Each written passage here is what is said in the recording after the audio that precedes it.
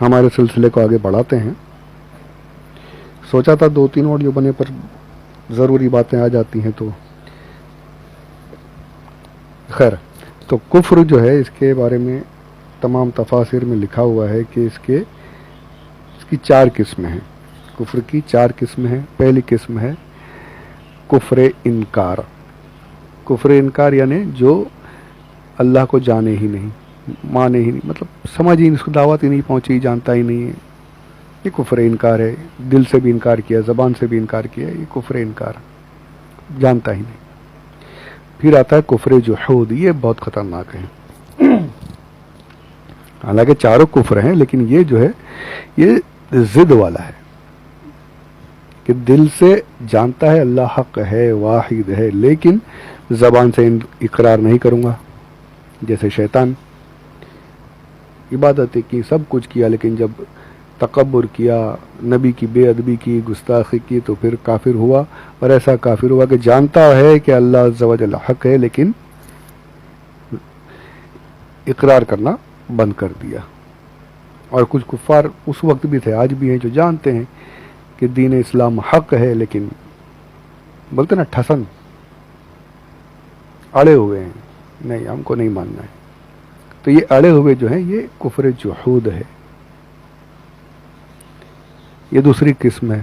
اس وقت میں بھی تھے وہ تو شیبہ وغیرہ، جانتے تھے کہ محمد جو لائے سچا دین ہے لیکن قبول نہیں کیا. انہوں نے زبان سے انکار کرتے رہے. یہودیوں کے، نصرانیوں کے جو عالم تھے وہ بھی جانتے تھے لیکن زبان سے انکار کرتے رہے. تو یہ کفر جحود تھا.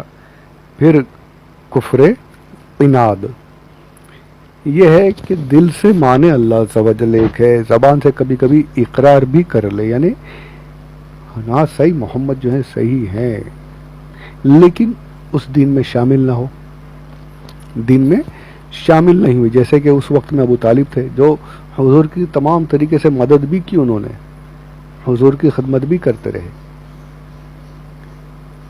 اللہ واحد ہے، یکتا ہے، یہ ساری چیزیں مانتے بھی تھے لیکن آخر تک انہوں نے یہی کہا میں اپنے باپ دادا کے دن پر ہوں، حضور کے دن میں شامل نہیں ہوئے.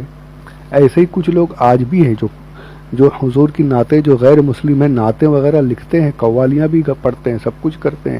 اور دوسری جگہ بھی ہے جو انگریز مشنریز وغیرہ ہیں، جو دوسرے جو ہیں، مشنریز تو نہیں کہوں گا، جو دوسرے جو ہیں جو تحقیق کرتے ہیں، اسکالر جانتے ہیں کہ اسلام حق ہے، زبان سے کہتے بھی ہیں، کتابیں بھی لکھتے ہیں. 100 جو کتاب لکھی گئی حضور اکرم صلی اللہ علیہ وآلہ وسلم کو اس نے نمبر 1 پہ کہا. میں اس کی تحقیق کو میں صحیح نہیں کہہ رہا کہ اس نے حضور کو نمبر 1 پہ رکھا، لیکن حضرت ابوبکر صدیق کو، حضرت عمر فاروق رضی اللہ تعالیٰ عنہما کو نیچے لے کر آیا ہے. وہ تو ہمارے لیے تو نہیں ہے، ہمارے لیے تو سب سے پہلے حضور اکرم صلی اللہ علیہ وسلم، پھر تمام پھر جو خلفائے راشدین ہیں وہ ہیں. پر میں یہ کہنا چاہتا ہوں کہ جو ایسے ہیں جنہوں نے کتابیں وغیرہ لکھی ہیں انگریزوں میں، جو تحقیق کرتے ہیں، مانتے ہیں، جانتے ہیں کہ اسلام حق ہے لیکن اسلام قبول نہیں کرتے.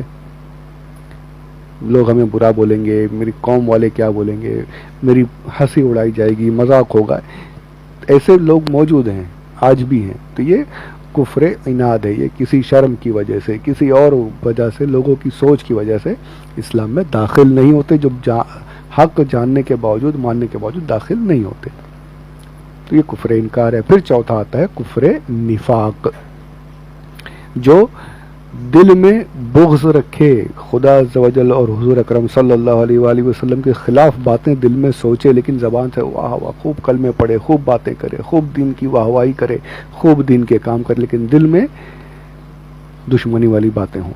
یہ کفر نفاق ہے. جو اس وقت میں تھے منافقین، وہ آج بھی اس طریقے کے لوگ موجود ہیں جو زبان سے تو کلمہ پڑھتے ہیں لیکن دل میں اسلام کے خلاف باتیں موجود ہوتی ہیں. تو یہ کفر کی 4 قسمیں ہیں. ان چاروں میں سے کسی ایک بھی قسم پر اگر رہا تو وہ کافر ہے، اسے عذاب ابدی کی سزا ملنی ہے. تو یہاں پر کفر کے بارے میں چند باتیں عرض کی میں نے. اب اس کے بعد یہاں پر یہ جو میں نے اس کے پہلے کہا کہ حضور اکرم صلی اللہ علیہ وآلہ وسلم کو روکا کیوں نہیں گیا، تبلیغ سے منع کیوں نہیں کیا، یہاں پر میں نے ایک جواب وہ دیا کہ حضور کا ثواب بڑھتا رہے گا، ثواب ملتا رہے گا. ساتھ ہی ساتھ ایک وجہ یہ بھی تھی کہ جو کفار ہیں، کفار جو ہیں کل قیامت کے دن وہ یہ نہ کہیں کہ اگر ہمیں کوئی بتاتا، ہمیں کوئی صحیح طریقے سے بتاتا تو ہم ایمان لے آتے، ہم مسلمان ہو جاتے. ان کے اس بہانے کو ختم کیا گیا. قرآن کی آیت بھی موجود ہے جو اللہ عز و جل ان کے بارے میں فرماتا ہے لولا رسلت الینا رسولا فنتبع آیاتک ونکون من المؤمنین. وہ کہیں گے کہ اللہ تو نے ہماری طرف رسول کیوں نہیں بھیجے، یعنی اگر تو رسول بھیجتا تو ہم تیری آیات کی تابع داری کرتے اور ہم مومن ہو جاتے. ان کا یہ بہانہ، اس بہانے کا منہ بند کر دیا گیا. میں نے تو رسول بھیجا، اس نے تبلیغ بھی فرمائی، اس نے سب کچھ کیا، تم نہیں مانے، تمہارے قسمت میں کفر تھا، تم ضد پر اڑے رہے. ایک یہ وجہ کہ حبیب آپ اپنا تبلیغ کا سلسلہ جاری رکھیے. دوسری یہ وجہ یہ بھی ہے کہ اللہ عز و جل نے خود ارشاد فرمایا ہے وما كنا معذبین حتی نبعث رسولا. ہم اس وقت تک عذاب نہیں دیتے جب تک کہ رسول نہ بھیج دیں. یعنی اللہ عز و جل ارشاد فرمائے کہ کسی قوم کو عذاب میں اس وقت تک نہیں دوں گا جب تک کہ کسی رسول کو نہ بھیج دوں جو تمہیں برائیوں سے منع کر دے، نیکیوں کی دعوت دے دے، پھر بھی تم نہیں مانو تو اب تم عذاب کے مستحق ہو. تو یہاں پر کہ حبیب آپ اپنا سلسلہ جاری رکھیے، انہیں وہ مانے یا نہ مانے آپ احکام پہنچاتے رہیے، دعوت دیتے رہیے تاکہ اللہ کی طرف سے حجت قائم ہو جائے. تو ایک وجہ یہ بھی تھی. تو اس لیے فرمایا سواء علیہم، آپ اپنا سلسلہ جاری رکھیے، آپ کو ثواب ملتا رہے گا، آپ کا اجر بڑھتا رہے گا اور ان کے بہانے بازی جو ہے وہ بند ہو جائے گی. تو یہاں پر یہ اعتراض جو ہوتا ہے اس کا جواب میں نے مختصر طور پر عرض کیا. اب یہاں پر دوسری بات یہ تھی کہ یہ کہنا کہ ان کے لا یؤمنون جو فرما دیا گیا کہ وہ مسلمان ہونے کے نہیں، ایمان لانے کے نہیں، تو اس کا مطلب تو یہ ہو گیا کہ اب جب اللہ نے فرما دیا وہ مسلمان نہیں ہوں گے تو وہ مسلمان ہوں گے نہیں، تو پھر انہیں عذاب کیوں دیا جا رہا ہے. تو یہ بڑی عجیب سی بات ہے. آج کل بھی لوگ کہتے ہیں کہ اللہ جانتا ہے کہ اللہ نہیں چاہتا کہ ہم نماز پڑھیں. لوگ بولتے ہیں اللہ نہیں چاہتا کہ ہم نماز پڑھیں ورنہ ہم نماز پڑھ لیتے، اللہ نہیں چاہتا کہ ہم دین کے کام کریں ورنہ ہم دین کے کام کر لیتے، جو ہوتا ہے وہ اللہ کے کرنے سے ہوتا ہے، اللہ جو چاہتا ہے وہی ہوتا ہے. ایسی باتیں لوگ کرتے ہیں. تو میرے بھائی یقیناً جو اللہ چاہتا ہے وہ ہوتا ہے، لیکن اس نے تمہیں عقل دی ہے، تمہیں پتھر کے جیسا بے مجبور جو ہے مجبور نہیں بنایا، تمہیں عقل دی، تمہیں اختیار دیا، تم عقل کا استعمال کر کے کام کر سکتے ہو. ان کافروں کو بھی اختیار دیا گیا. دیکھیں محمد صلی اللہ علیہ وآلہ وسلم کی آیات کو دیکھیں، لائی ہوئی چیزوں کو دیکھیں، سمجھیں، دین کو دیکھیں، تمہیں اختیار ہے اور دیکھنے کے بعد ایمان لے آؤ. اب تم نہیں لا رہے ہو، یہ تم اپنی مرضی سے ایمان نہیں لا رہے ہو، میں نے تمہیں مجبور نہیں کیا ہے. تم نماز نہیں پڑھ رہے ہو جس طریقے سے آج تم نماز نہیں پڑھے، میں نے تمہیں روکا نہیں ہے، تمہیں عقل دی ہے، تمہیں بتایا ہے. ثواب اور عذاب دونوں چیزیں تمہارے سامنے علماء نے بیان کر دی ہیں. تم اگر نیک کام نہیں کر رہے ہو تو تم اپنی مرضی سے نہیں کر رہے ہو. اب تم یہ کہو کہ اللہ نہیں چاہتا. اب اس کی مثال یوں لے لیجئے کہ آدمی جا رہا ہے، سامنے گڑھا ہے، اب وہ جاتے ہوئے کیا گڑھا دیکھ کر بولے میں گڑھے میں گر جاتا ہوں، گرے گا نہیں، وہ سائڈ سے راستہ کاٹ کے دوسری جگہ سے نکلے گا. عقل کا اس نے استعمال کیا نا، گڑھے سے بچا نکل گیا. وہ یہ تو نہیں بولے گا اللہ چاہتا کہ میں گڑھے میں گر جاؤں تو میں گڑھے میں گر جاتا ہوں، جی نہیں، وہ راستہ اپنا دوسرا سائڈ دیکھ کر چلا جائے گا، بچے گا، اپنا بچاؤ. اس نے دماغ کا استعمال کیا. اب اسی طریقے سے اگر کسی کو یوں کہہ لیجئے، تھوڑا آگے بڑھتا ہوں میں، کسی کے گھر کی کسی عورت پر، بہن کہیے، بیٹی کہیے، بیوی کہیے، جو بھی ہے، اس پر کوئی بدتمیزی کر رہا ہے، کوئی غلط حرکتیں ہو رہی ہیں، تو اب یہ کھڑا دیکھے گا، سوچے گا کہ اللہ چاہتا ہے میری بہن کے ساتھ یہ معاملہ ہو تو ہو رہا ہے، اس لیے میں کچھ نہیں کروں گا، جو اللہ کی مرضی ہوگی وہ ہوتا رہے گا. وہ یہ کرے گا؟ جی نہیں، وہ یہ نہیں کرے گا. غیرت مند جو مرد ہوگا وہ فوراً کچھ نہ کچھ کوشش کرے گا، اپنی طاقت بھر کوشش کر کے اپنے گھر کی عورت کو بچائے گا، کوئی بھی ہو, بہن ہو, بیٹی ہو, جو بھی ہو, اسے بچانے کی کوشش کرے گا, خود ڈھال بن کر کھڑا ہوگا, اس کی غیرت اسے للکارے گی. تو یہاں پر اس نے دماغ کا کام کیا, دماغ کا استعمال کیا اور نیک طرف برائی کو روکا, نیکی کی طرف آگے بڑھا. تو وہاں تم نیکی اپنا دماغ استعمال کر سکتے ہو. وہاں تم یہ نہیں کہتے کہ اللہ کی مرضی یہی تھی کہ میرے گھر کی عورت کے ساتھ یہ معاملہ ہو اس لیے ہو رہا ہے, نہیں, وہاں تم اپنی کوشش کرتے ہو. تو پتہ چلا کہ تم کو اللہ عز و جل نے عقل بھی دی ہے اور اختیار بھی دیا ہے, تم اس کا استعمال کرو اور صحیح چیز کو چنو. یہ مت کہو اللہ چاہتا تھا تو یہ ہوا, جی نہیں, اللہ نے تمہیں مجبور نہیں بنایا ہے. اسی طریقے سے وہاں بھی کفار کے بارے میں یہی کہا جائے گا کہ انہیں مجبور نہیں بنایا گیا تھا, وہ خود سے جان بوجھ کر کفر پر اڑے رہے, کفر پر وہ خود اڑے رہے, اللہ نے انہیں کافر ہونے کے لیے مجبور نہیں کیا گیا. تو یہ اعتراض کرنا غلط ہے. اس طریقے جس طریقے سے وہاں اعتراض کرنا غلط تھا, ویسے آج یہاں بھی نہیں کہہ سکتے کہ ہم نماز اللہ چاہتا تو ہم پڑھیں. اللہ چاہتا ہی ہے کہ میرے بندے نیکیاں کریں, اب بندہ خود نہیں کرے تو یہ بندے کی اپنی غلطی ہے. اللہ ہم سب کو صحیح طریقے سے اسلام پر عمل کرنے کی توفیق عطا فرمائے. آمین بجاہ النبی الامین صلی اللہ علیہ وآلہ وسلم. اب یہاں پر یہ ایک اور بات یہ آتی ہے کہ جب یہ ایمان لانے والے نہیں, تو جس طریقے سے نوح علیہ السلام کے ٹائم پہ وہ کافی وقت تک تبلیغ کرتے رہے, دعوت دیتے رہے, مسلمان نہیں, آخر عذاب الہی آیا, ساری کی ساری دنیا جو ہے ہلاک کر دی گئی پانی سے. تو ایسے حضور کے وقت میں کیوں ہلاک نہیں کیا گیا؟ تو اس کا جواب بھی بڑا پیارا دیا گیا ہے. یہ حضور اکرم صلی اللہ علیہ وآلہ وسلم کی وہ شان ہے کہ اللہ عز و جل نے فرمایا وما ارسلناک الا رحمۃ للعالمین, میرے محبوب ہم نے آپ کو سارے عالم کے لیے رحمت بنا کر بھیجا. تو جب رحمت ہے اور ساتھ میں یہ بھی فرمایا کہ جب تک آپ ان میں موجود ہیں اللہ انہیں عذاب دینے والا نہیں.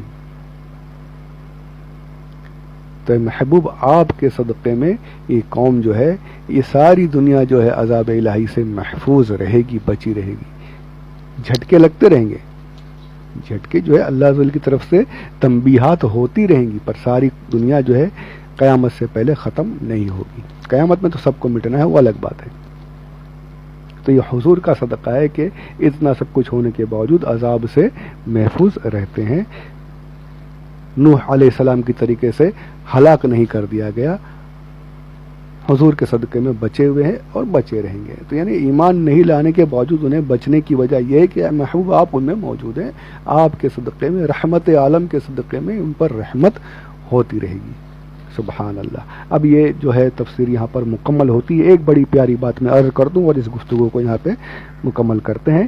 میں نے, اگر آپ نے دھیان سے سنا ہوگا تو میں نے مقدمے میں جو اسٹارٹ میں جو ایک دو جو نمبر 1 نمبر 2 3 جو چل رہا تھا اس میں نے یہ کہا تھا کہ قرآن شریف لکھ کر کیوں نازل نہیں ہوا, پڑھ کر کیوں نازل کیا گیا. اس کی ایک مثال یہاں بھی ملتی ہے. یہ تمام چیزوں کو آپ دیکھیے, پڑھیے. اچھا, ان سب چیزوں کو پڑھنے کے بعد پہلے اعلیٰ حضرت کے ترجمے کو دیکھیے. ان الذین کفروا, بے شک جنہوں نے کفر کیا, یہ ترجمہ بنتا. اعلیٰ حضرت نے کیا جن کی قسمت میں کفر ہے, بے شک جن کی قسمت میں کفر ہے. یہاں پر یہ قسمت میں کفر ہے کہہ کر اعلیٰ حضرت نے تمام تفاسیر کا جو نچوڑ ہے وہاں پر اس ایک لفظ میں سمیٹ کر رکھ دیا کہ ان کی قسمت میں کفر ہے, انہیں مجبور اللہ نے مجبور نہیں بنایا. آپ کوششیں کر لیجئے, آپ کو ثواب ملتا رہے گا. تو ایک تمام تفاسیر کا نچوڑ جو ہے وہ ایک لفظ میں اعلیٰ حضرت نے ترجمہ کر کے فرما دیا. تو اسی لیے اعلیٰ حضرت کا ترجمہ جو ہے تمام ترجمے پر فوقیت رکھتا ہے. بڑا ہی پیارا اردو ترجمہ ہے, اسی لیے بار بار میں اسی کو پڑھنے کے بارے میں عرض کرتے رہتا ہوں. اب اس کو, ان تمام چیزوں کو دیکھنے کے بعد ذرا تصور کیجئے یہ حضور اکرم صلی اللہ علیہ وآلہ وسلم رنجیدہ خاطر ہیں, بالکل غمگین ہیں کہ ابو جہل مسلمان نہیں ہو رہا, عتبہ مسلمان نہیں ہو رہا, یہود کے جو بڑے بڑے عالم احبار جو ہیں وہ مسلمان نہیں ہو رہے. سرکار دل جو ہے بالکل سرکار کا بالکل بیٹھا ہوا ہے, حضور پریشان ہیں کہ لوگ مسلمان نہیں ہو رہے, غمگین ہیں. ایسے میں جبریل امین آتے ہیں, اللہ کا پیغام لاتے ہیں, اور ہم تو صرف پڑھ لیتے ہیں. جبریل امین نے کس انداز میں, کتنے پیارے انداز میں اللہ کا پیغام سنایا ہوا ہے. میرے حبیب, اے میرے محبوب, آپ رنجیدہ نہ ہوں, آپ غمگین نہ ہوں, آپ اپنا دل چھوٹا نہ کریں. بے شک وہ لوگ جن کی قسمت میں کفر ہے ان کے لیے برابر ہے، چاہے آپ انہیں ڈرائیں چاہے نہ ڈرائیں، وہ ایمان لانے کے نہیں، آپ غمگین نہ ہوں، آپ کی تبلیغ میں کوئی کمی نہیں، آپ کی کوششوں میں کوئی کمی نہیں، کمی ان کی قسمت میں ہے۔ اللہ نے اپنے حبیب کو کیسے تسلی عطا فرمائی ہے اس آیت میں، تو یعنی کہ پڑھنے سے وہ بات حاصل ہی نہیں ہو سکتی تھی، اس لیے لکھ کر وہ بات نہیں آئی، پڑھ کر لکھی ہوئی ہوتی تو وہ بات حاصل ہوتی ہی نہیں، پڑھ کر انداز میں جبریل امین آ کر عرض کہ اللہ عز و جل کا پیغام پہنچایا، اس انداز میں پہنچایا جس انداز میں اللہ عز و جل اپنے حبیب کو تسلی دینا چاہتا تھا، اس لیے لکھ کر قرآن پاک نازل نہیں ہوا، پڑھ کر آیا، پڑھتے تھے حضور، سنتے تھے اور وہ وحی یاد فرماتے تھے۔ تو اللہ نے انہیں آیت صرف پڑھنے کی بات نہیں تھی، یہاں پر یہ ہے کہ سوچئے، تصور کیجئے کہ کیسے اللہ نے اپنے حبیب کو تسلی دی ہے اس آیت میں، اور بھی کئی آیتیں ایسی آئیں گی انشاءاللہ جس پر میں آپ کو انشاءاللہ کچھ باتیں تسلی اور حضور کی شان کی جو ہے وہ عرض کروں گا انشاءاللہ عز و جل۔ تو اللہ عز و جل ہمیں یہ سلسلہ اپنے حبیب کے صدقے میں مکمل کرنے کی توفیق عطا فرمائے اور اسے مقبول فرمائے، آپ بھی سنیں، دوسروں تک بھی پہنچائیں، کوشش کریں، حالانکہ بہت مشکل لگتا ہے مجھے، پر پھر بھی اللہ مالک اللہ چاہے تو کیا نہیں ہو سکتا۔ تو انشاءاللہ عز و جل اس کے آگے جو ہے یہ ہماری یہاں پر آیت مکمل ہوئی ہے، اس کے آگے کی اگلی آیت جو ہے وہ آگے سماعت کریں گے انشاءاللہ عز و جل۔ اللہ عز و جل ہمارے سلسلے کو قبول فرمائے، آمین بجاہ النبی الامین صلی اللہ علیہ وسلم، وما علینا الا البلاغ المبین۔